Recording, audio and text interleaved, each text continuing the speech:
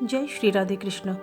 दोस्तों, जीवन में ऐसे वक्त आ जाते हैं जब हमें घबराहट होती है, डर लगता है, बेचैनी होती है और समझ में नहीं आता कि क्या करें जिससे मन शांत हो सके।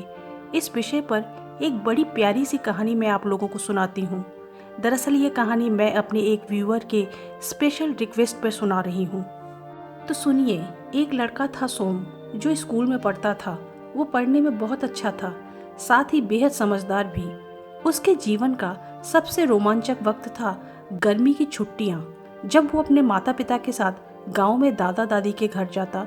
और हर साल ऐसा ही होता, 15-20 दिन वहीं रहते, फिर वापस शहर लौट आते।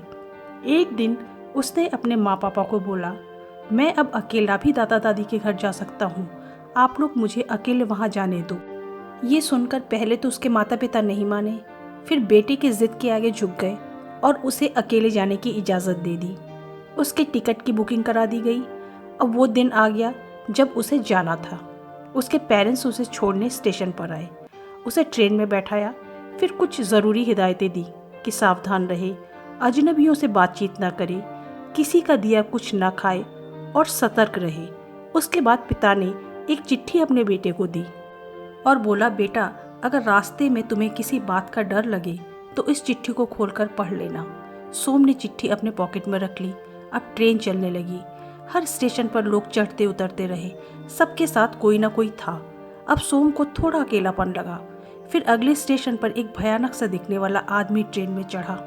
सोम पहली बार बिना माता पिता और किसी संगी साथी की यात्रा कर रहा था। थोड़ी घबराहट सी महसूस हुई उसे, लेकिन उसने आंख बंद करके सोने की कोशिश की।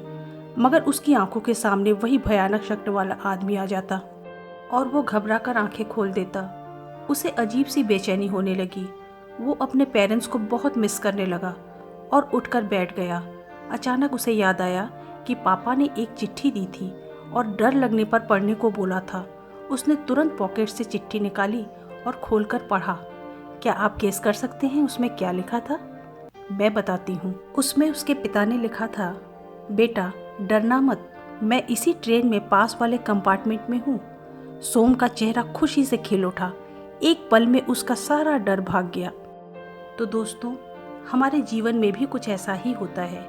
ये सच है कि प्रत्यक्ष रूप से ईश्वर की दी हुई कोई चिट्ठी हमारे पास नहीं है, लेकिन एक आभास, कुछ संकेत हमें हर पल ये एहसास कराते हैं कि हमारे आसपास ही कहीं वो दिव्य शक्ति है, जिनको विपरीत परिस्थितियों में याद करने पर वो अपनी उपस्थिति का एहसास जरूर कराते हैं। तो ईश्वर का स्मरण हमेशा करें। आज के लिए इतना ही। मिलते हैं अगली वीडियो में। तब तक के लिए stay blessed and stay healthy. Hare Krishna.